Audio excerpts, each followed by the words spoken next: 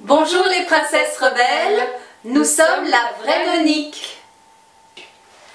Alors j'étais une enfant assez réservée, très sage selon la légende familiale, brillante à l'école. J'aimais déjà beaucoup les mots parce que j'avais vraiment d'excellentes notes en rédac, en dissertation. J'aimais beaucoup lire, énormément, et j'aimais beaucoup faire des choses avec mes mains, et j'ai toujours été proche de la nature.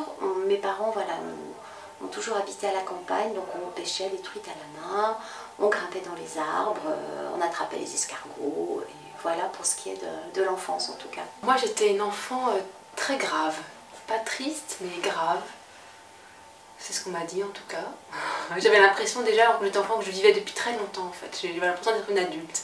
À la limite, je me sens plus enfant maintenant que quand j'étais petite. Et cette enfant-là, ma foi, elle rêvait beaucoup.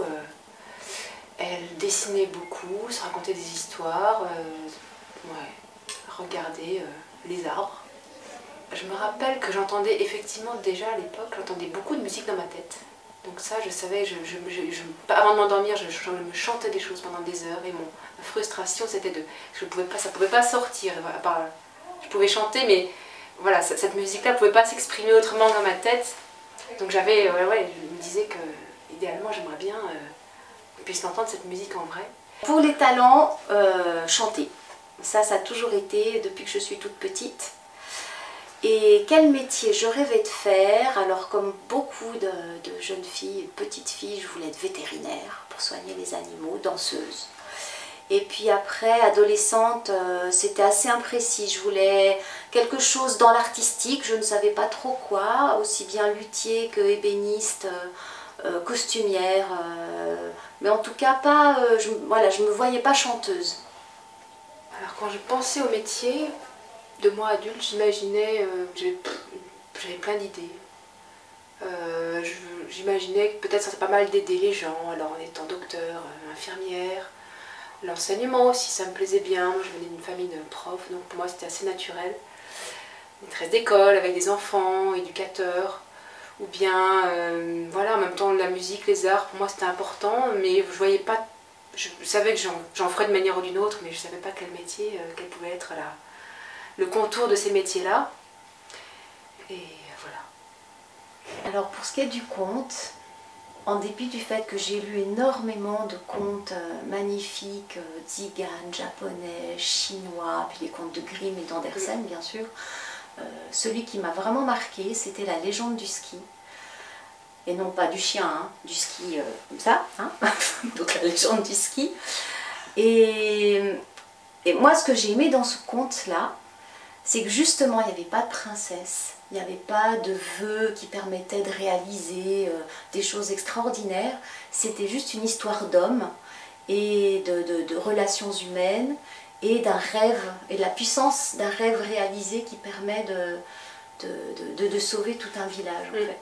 Et je me sentais assez proche du héros. J'avais envie de ça, de me dire que quelque chose que je ferais, qu'un rêve que j'aurais réalisé pourrait voilà, sauver des gens peut-être. Ça te va bien, c'est ton côté opiniâtre. C'est vrai, elle est très opiniâtre. Ça paye. Et toi? Moi j'ai lu plein de choses. Quand je réfléchis maintenant quel conte m'a marqué, je pense au Vilain petit canard en fait. Le Vilain petit canard, j'aime bien cette histoire-là. Moi en tant qu'adulte elle me touche. Voilà, je me dis c'est un conte à retenir. Moi celui-là il est pas mal parce qu'il il porte. Pour le style musical, on est vraiment bien embêté parce qu'on a très souvent l'impression que les gens n'arrivent pas à nous ranger dans des cases. Alors c'est de la chanson. Ouais, avec tout ce que ça permet. La chanson c'est le carrefour des possibles.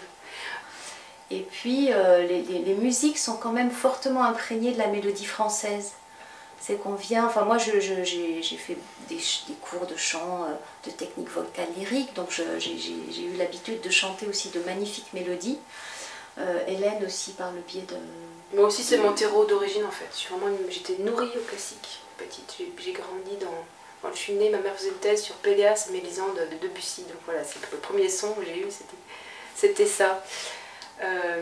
Donc on aime la mélodie, la belle mélodie. Voilà, donc belle mélodie, du texte en français, c'est de la chanson.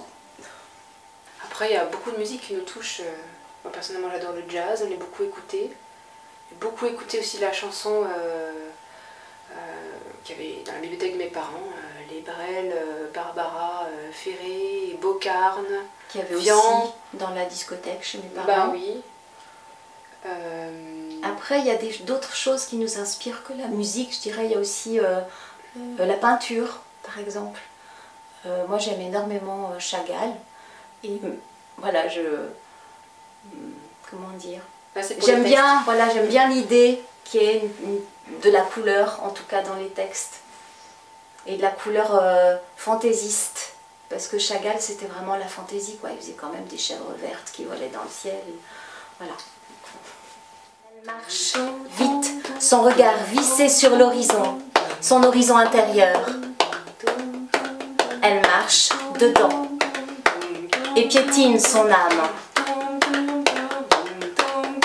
Voilà, ça c'est Elle marche. Voilà, c'est notre chanson fétiche. Alors ça pourrait paraître curieux de dire c'est une chanson parce que je parle, mais il y a des couplets, il y a une forme de refrain, il y a cette avancée des pas dans la musique. C'est un peu le fil conducteur en fait, de notre spectacle qui s'appelle Sur le fil. À savoir que voilà, c'est des chansons qui sont assez autobiographiques, on va dire, qui évoquent des choses des fois dures. Mais ce qu'on veut montrer, c'est pas que c'est dur et que c'est dramatique et que c'est triste, mais c'est que justement ça se traverse, parce qu'en fait on marche. Voilà. Donc, Quoi qu'il arrive, voilà, quels que soient les obstacles que la vie peut amener, on marche. On est obligé d'avancer, sinon on tombe. Et on parlait de style tout à l'heure, quel est votre style? Dans cette chanson-là, j'ai l'impression qu'il y a une patte qui est vraiment la nôtre aussi. À savoir que c'est une couleur aussi avec la présence de Stéphane à la batterie. Voilà, c'est quelque chose qui... C'est une patte qui s'est aussi formée à travers nos expériences d'improvisation, parce qu'on improvise beaucoup ensemble aussi. Et voilà, quand on improvise, ça ressemble à ça. Donc, si on doit avoir un style musical, mais je pense qu'il est là. On peut l'entendre dans cette chanson d'Enchanté. J'ai lu dernièrement une petite phrase, je ne sais plus où, qui disait « Qu'est-ce que l'art? C'est un rendez-vous. » Moi, c'est tout ce que j'ai à proposer là pour le coup, aujourd'hui. C'est une question de rendez-vous, c'est-à-dire qu'il y a des gens qui se retrouvent autour de la chanson, de la peinture, de la photo, de la danse, et qui sont touchés par cet objet culturel, artistique. Ouais, moi j'ai lu dernièrement les propos d'Édouard Glissant, un très magnifique poète, qui parle de l'utopie. Il dit que l'utopie c'est ce qui manque au monde. Et je trouve que l'art c'est le lieu de l'utopie, qui peut avoir justement une place grâce à cette construction humaine très fragile mais très forte en même temps. Alors attention les feuilles, pour moi qui habite à Annecy maintenant depuis près de 15 ans, c'est vraiment un grand rendez-vous annuel de la chanson, où on peut entendre vraiment la scène actuelle que Laurent va dénicher dans les festivals auxquels il va assister dans toute la France pendant toute l'année. Donc on a la chance de voir vraiment des têtes d'affiche voilà, de la scène actuelle, des gens aussi de métier à qui il donne la parole également, et aussi des gens locaux comme nous. Donc voilà, c'est un joli rendez-vous. Ce que je trouve vraiment intéressant dans ce festival, c'est qu'il a plein de lieux en fait. On peut entendre des choses sur les scènes consacrées, mais aussi dans des lieux complètement inhabituels. Nous, c'est pour cela qu'on se retrouve dans une médiathèque, à la médiathèque de Bonlieu, pour présenter notre spectacle, avec la possibilité d'une interaction vraiment rapprochée avec le public. Il y a aussi les résidences pour personnes âgées qui sont concernées. Voilà, dans les quartiers, les gens peuvent toucher à ce festival. Les gens qui n'iraient pas, eux, dans les salles de concert sont concernés aussi. Moi, je suis ravie qu'on soit à la médiathèque, parce que c'est un lieu où les mots sont accueillis. Et là, voilà, nos mots à nous seront accueillis aussi, avec vraiment une proximité avec le public, parce qu'il sera là, tout près, et on a cette possibilité d'échanger. C'est-à-dire que le public, il y aura un temps qui leur sera accordé pour, voilà, pour poser des questions sur tout ce qu'ils ont voulu savoir sur comment on est une chanson et qui fait la musique, et combien de temps ça prend. Et c'est des questions auxquelles je ne réponds pas, je dirais, pendant le spectacle. D'ordinaire, il y a certains artistes qui peuvent présenter leur chanson en disant voilà, cette chanson elle parle de ça, on a fait comme ci, on a fait comme ça.